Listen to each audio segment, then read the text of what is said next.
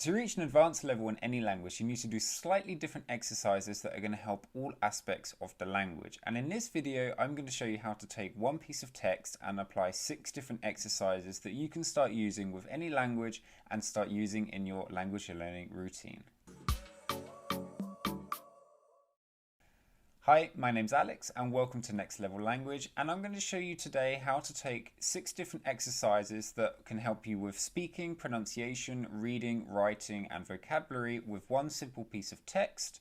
Today I'll be using German, and I typically use something like Die Welt, but if you're learning any other languages you can use El Mundo for Spanish, Le Monde for French, or Globo for Portuguese and China Daily for Chinese, and we simply go online and we find ourselves a text.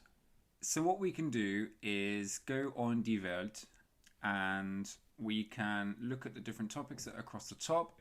Let's say I go on something such as Wirtschaft, which is economy, and I choose this one here.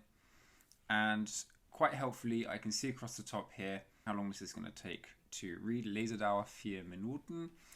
Although this is actually not a normal article, we can see that this is an interview here. This works quite well and it isn't too long. So what I can do is I can simply copy a section from here and put it in a Word document.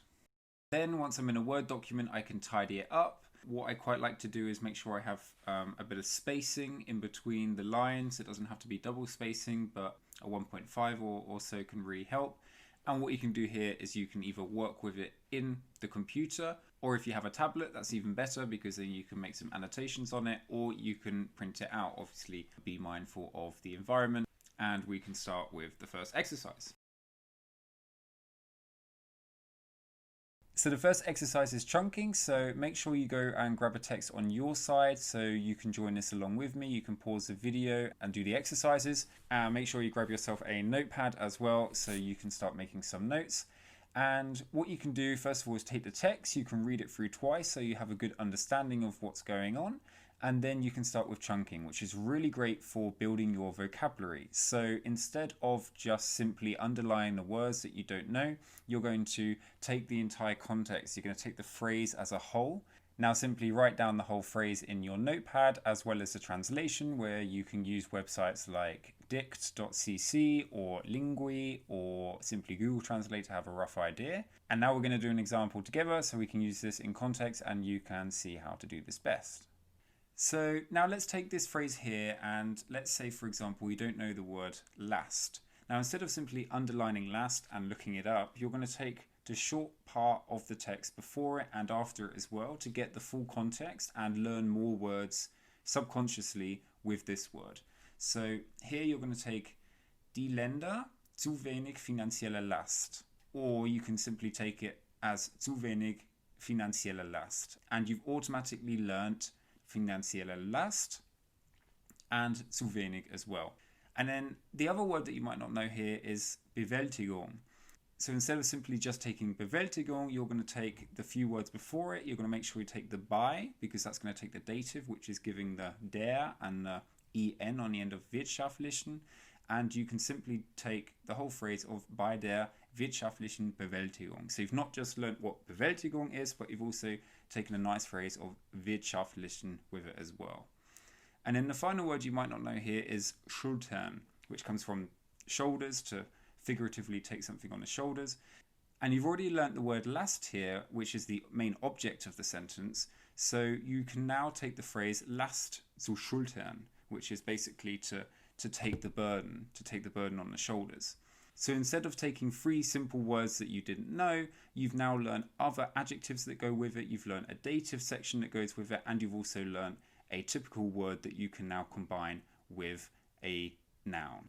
And this is how you can simply go through the rest of the text, taking words that you don't know and take the rest of the context and learn that as a phrase. Your memory and your brain is going to learn this a lot quicker when you're taking specific phrases rather than individual words that don't have any context with it. So the second task is verb tense checking or grammar checking. Now this is more of an intermediate task when you're still trying to get familiar with the language, familiar with the structure of the language and how the language is built. But you can use this opportunity to focus on verbs, prepositions and difficult parts of the specific language that you're learning. what you can do is use different colors and go through the text and highlight specific things that you're working on. Now, let's say the first one is verb tenses. Now, you can use this as a great way to go through and work on things like the past participles, the conditional, the infinitive, the future, any form of the past tense. And you can simply take one color and highlight it, and it will stand out, and you'll start getting more familiar with how the language is structured in these specific tenses. Now, the second one can be prepositions. Now, prepositions are important in any language, and in something like German, they can determine whether it's going to be accusative or dative. And in most languages anyway, you'll have some form of preposition that can go with specific verbs. So you can now take a different color and you can go through and highlight these specific prepositions. And lastly, you can go through and look for specific things to the language. Now, with something like German, it might be something more advanced like indirect speech, something you see a lot in articles where someone is reporting what was said from someone else. So you could say, hat gesagt, habe, instead of hat, and etc. Now, in Spanish, it might be something like the subjunctive. So you can start looking for things like trigger words and trigger phrases like para qué, which always have the subjunctive afterwards. Or in something like Chinese, it could be measure words, or in any other language, something specific that perhaps you're just simply having difficulty with. Or it can be something like connecting words.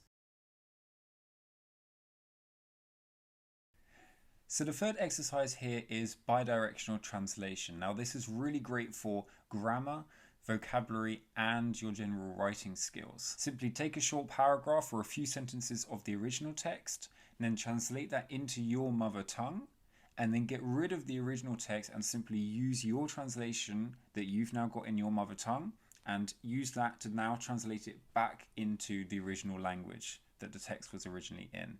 So I would take the German, I would read the German and then translate it into English, and then I would get rid of the German, I would read the English and then translate it from English back into German. Now, you'll think that you're going to remember everything here, and now that you've just done the exercises of the chunking and the verb tense checking and the connecting words and things like that, that you're simply going to remember it all, but you will get caught out. There will be small adjective endings and prepositions and verbs that might just slip through. So simply draw a line or leave a gap where you don't know the word, and then that's something that you can fill in when you check it against the original text at the end. This is really great to use the vocabulary that you've just learned in the chunking and to solidify the words that you learned in the verb tense checking and the connecting words, etc. But remember, this is best to write with pen and paper rather than on a computer, because you want to start getting used to writing the language, thinking how the language would work. So the fourth exercise is one of the two exercises that you can start using to improve your pronunciation, to improve your speaking with the language. Now, this will be best if you print the document out and you can start using pencil and paper. And what we're going to do is we're going to slowly go through the text and we're going to start focusing on a few things that really affect the language when it's being spoken. So if you're familiar with the Asimil books like this one here, you'll see in the book that certain parts of the word are highlighted. This is where you start putting the emphasis on the word. So when we saw the word angesäuert, it's not angesäuert, it's angesäuert. So now we can start going through the text and we can put a long line or underline part of the word where it's going to have the main emphasis, so when you speak it. The second thing that we want to focus on here is the tonality of the sentence. When you're speaking it out loud, there are parts that are naturally going to go up, and then at the end of a sentence it's going to naturally come down. But also there could be specific words with adjectives and prepositions where you need to kind of put it together. So here we can go through with a pencil and we can start finding which phrases are best to go together and what tonality goes best. Now, the fifth exercise here is the second one where you can work on your speaking, and all you're going to simply do here is record yourself reading the text, where you can take a small paragraph or a few sentences again, and with your pronunciation markings that we've just been doing, you can now record yourself. Now, this is obviously best if you have a language partner, a friend who is a native speaker, or with your teacher with whom you meet up with a few times a week. And you can simply record yourself with something like the WhatsApp voice message, with the Facebook voice message, or something like Audacity, save it as an MP3 and email it over. and your friend or language partner or teacher can simply listen to it for 1-2 minutes, write down the words that you specifically struggled with in terms of pronunciation, or even better, they can send you a voice note back where you can hear the specific words that you struggled with being read out by a native speaker. Now, the final exercise here is to do a summary of the text that you have just read. Now, this can either be done written or this can be done orally. Now, what you can do is you can simply take the text that you've just read, and if you're doing it written, you can write an introduction.